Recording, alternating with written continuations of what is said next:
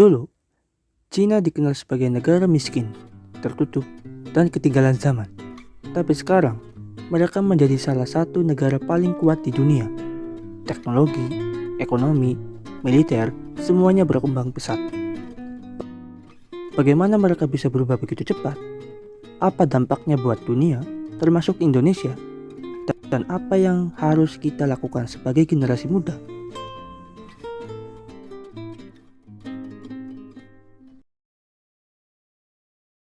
Tahun 1949, setelah Perang Saudara, Mao Zedong, Republik Rakyat Tiongkok, sistem komunis diterapkan dengan ketat. Tapi, di tahun-tahun awal, banyak kebijakan yang justru membawa bencana, seperti revolusi kebudayaan yang menyebabkan kemunduran ekonomi, kekacauan sosial, dan jutaan kematian. Titik balik datang di tahun 1978, saat Deng Xiaoping naik ke tampuk kekuasaan. Deng Xiaoping membuka pintu Cina ke dunia luar. Ia menggabungkan sistem pasar bebas dengan kontrol pemerintahan. Mulailah era kebangkitan China modern.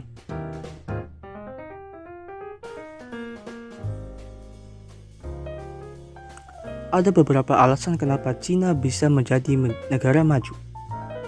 Mereka punya penduduk sangat banyak. Ini bikin tenaga kerja mereka melimpah dan murah. Mereka jadi pabrik dunia. Banyak perusahaan besar dari luar negeri bikin barang di Cina karena biaya produksinya murah. Pemerintah Cina bangun infrastruktur gila-gilaan. Jalan, pelabuhan, kereta cepat, semuanya serba cepat dan besar. Mereka sangat serius di bidang pendidikan, teknologi, dan riset. Dan satu lagi, pemerintah mereka punya kontrol besar atas kebijakan. Jadi, bisa ambil keputusan cepat tanpa banyak debat. Sekarang, Cina bukan cuma meniru teknologi, mereka sudah bisa bikin sendiri, dan kadang malah lebih canggih dari negara barat. Karena Cina semakin maju, negara-negara lain mulai bergantung ke mereka. Misalnya, banyak barang yang kita pakai sehari-hari buatan Cina. Negara-negara miskin dapat pinjaman dan proyek infrastruktur dari Cina. Di Indonesia, kita juga merasakannya. Ada proyek besar kayak kereta cepat Jakarta-Bandung. Banyak barang murah dari Cina masuk ke pasar. Investasi di tambang dan industri juga banyak dari mereka. Dampaknya, di sisi positif, ada pembangunan, ada kerjasama. Tapi negatif juga ada. Produk lokal bisa kalah, dan kita jadi ketergantungan kalau gak hati-hati. Jadi penting banget buat kita ngerti apa yang sebenarnya terjadi. Kalau gak ada halangan besar, Cina bisa aja jadi negara paling kuat di dunia.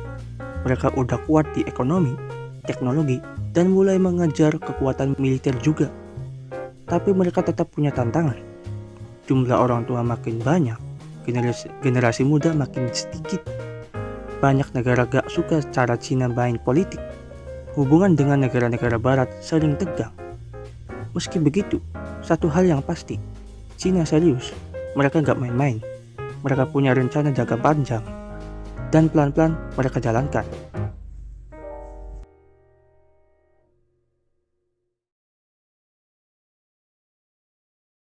Kita bukan Cina, tapi kita bisa belajar dari mereka. Belajar bahwa perubahan besar itu mungkin asal kita kerja keras, konsisten, dan punya arah. Buat kita, anak muda Indonesia, jangan malas belajar hal baru. Kuasai skill zaman sekarang seperti teknologi, komunikasi, dan bahasa. Jangan cuma jadi penonton, tapi ikut main dalam perubahan. Karena kalau kita terus pasif, kita cuma akan jadi pasar, bukan pemain.